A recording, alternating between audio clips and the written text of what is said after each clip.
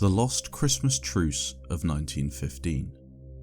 By November 1914, it had become clear that the war was not going to be over quickly. The autumn turned to winter, the last of the professional soldiers from Britain settled into the routine of life in the trenches in northern France, whilst the enemy prepared to do the same. Months of vicious fighting, and this is what was left. Although not experienced across the entire Western Front, the Christmas Truce of 1914 was a glimmer of the life that both sides sought after. One of the most prominent Battlefield YouTubers, Westy, made a video this time last year looking at the historical events and did a fantastic job explaining the complicated actions that took place and the consequences that followed. As night descended over the Western Front on Christmas Eve, the guns fell silent and carols drifted across no man's land. The Germans opened up first, singing hymns in their native Rhineland and Bavaria, before the British responded, belting out Good King Wenceslas.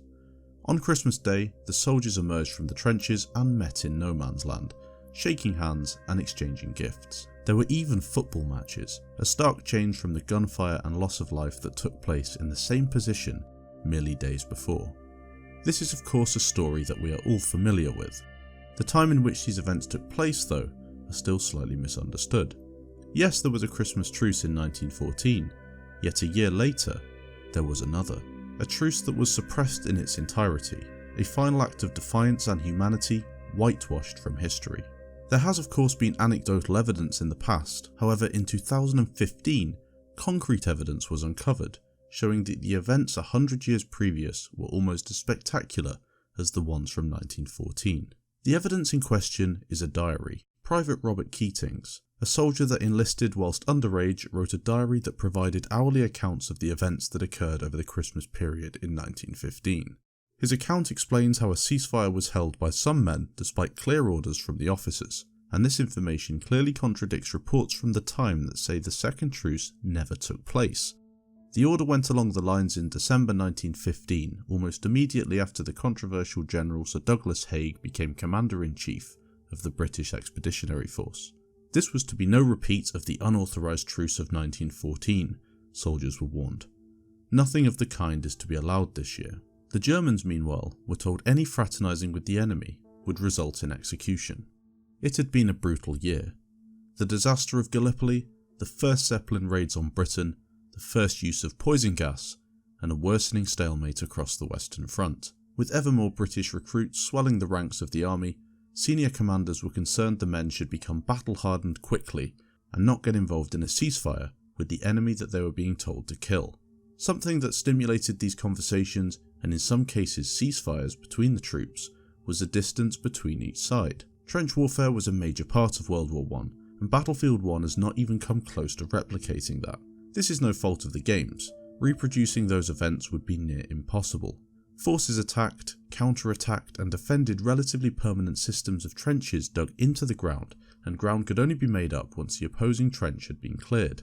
Getting from trench to trench was treacherous, and the ground between the two was of course known as no man's land. Those words say it all. The sheer quantity of bullets and shells flying through the air in those horrendous conditions compelled soldiers to burrow into the soil to obtain shelter and ultimately survive. Although Battlefield 1 does attempt to recreate some trench warfare situations, there are some major differences that should be noted.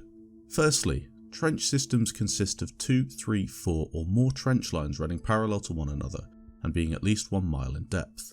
Each trench was dug in a zigzag to avoid mass injury in the case of it being breached, and soldiers would often spend weeks in the trenches before being rotated back to the rest camps a few miles away from the fighting. Imagine being stuck in a place like that for weeks in the freezing cold under constant threat of injury or death. The Truce of 1915 can be pictured through the extracts found in the diary of Private Robert Keating's. Christmas Day had breakfast, after which we shouted greetings to the Germans over the way. Before leaving the Germans, one of their officers told ours that they would not fire another shot for 2 days if we did the same. Here we were, Welsh and Scots all clustered around the burning brazier, which was placed on the outer parapet. The Germans were sending up starlights and singing. They stopped. So we cheered them and we began singing Land of Hope and Glory and Men of Harlech. We stopped and they cheered us. So we went on till the early hours. It has been said that Keating's diary has explained the ceasefire was initiated by German soldiers and followed by a contingent of British soldiers on the Western Front near Leventi, France, despite the orders. It comes as no surprise to me that soldiers would go against the orders of officers, especially as some of the command could not be found at the sharp end of the fighting. This brings up the famous saying created by historian Alan Clark, "Lions led by donkeys." It is unfair to say that generals did not fight with their men, as this was just not the case, but soldiers would often feel isolated and alone at the front, whilst the men in charge of ordering them around did so from the safety of their tents. With the sheer amount of casualties and no sight of the war ending, it is understandable that soldiers would go against orders in the case of this truce. Within Keating's diary, he can be seen explaining how he spoke with the Germans and how they told him how they were completely fed up but believed that they were still going to win the war. Here you have two sides, at each other's throats, yet for one day of the year, even with the threat of punishment from their own officers, a small amount of peace could be found. Keating goes on to say that the only thing that got them back down into their trenches was one of our own machine guns being turned on us. Fortunately, no one was killed.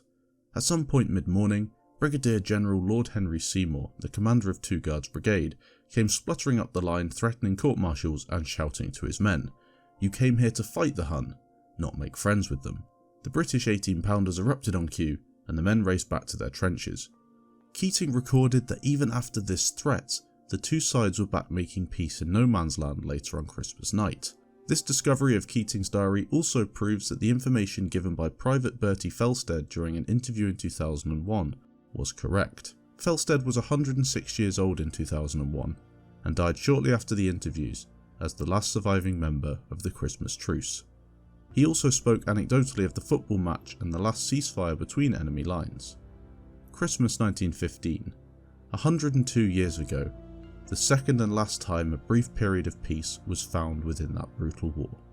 Keating's diary entries ended on July 1916, the night before the first attempt was made to capture Mametz Wood in northern France, which became the scene of one of the fiercest battles of the Somme.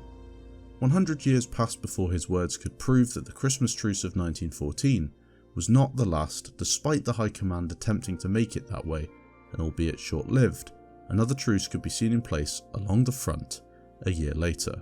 And that's the story of the Lost Christmas Truce, an epic and tragic tale that captured both the defiance and benevolence of soldiers within such a short space of time, at a point in the year where even the fiercest of enemies managed to place down their arms and show compassion.